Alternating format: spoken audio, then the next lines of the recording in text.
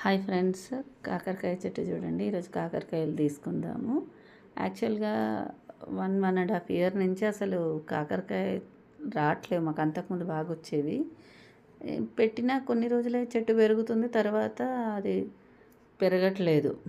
కాకరకాయలు చాలా రోజుల నుంచి రావట్లేదు. సరే చూద్దామని ఈసారి కూడా కాకరకాయ పెట్టాను. సో ఇదే ఫస్ట్ క్రాప్ ఈసారి. పెట్టిన తర్వాత కొంచెం చిన్న పందిర్లాగా వేసాము. సరే ఈరోజు కాకరకాయలు తీద్దామని చూస్తే కొన్ని ఉన్నాయి. సరే చూద్దాం ఎన్ని వస్తాయో అని వెతికాను. పర్వాలేదు, బాగానే ఉన్నాయి. ఒక 5-6 వరకు వస్తాయి అనుకుంటా.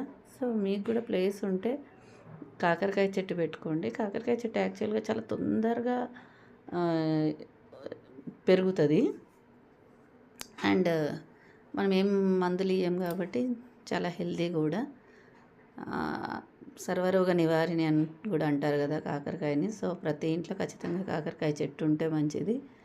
సో ఈ టైంలో మనకి కూరగాయల రేట్లు అన్నీ రేట్లు పెరిగిపోతున్నాయి కదా. వీలైతే కొంచెం ప్లేస్ ఉన్న దాంట్లో కాకరకాయ చెట్టు కూడా పెట్టుకోండి. ఆర్గానిక్ తినడానికి ట్రై చేయండి, ఆరోగ్యంగా ఉండండి.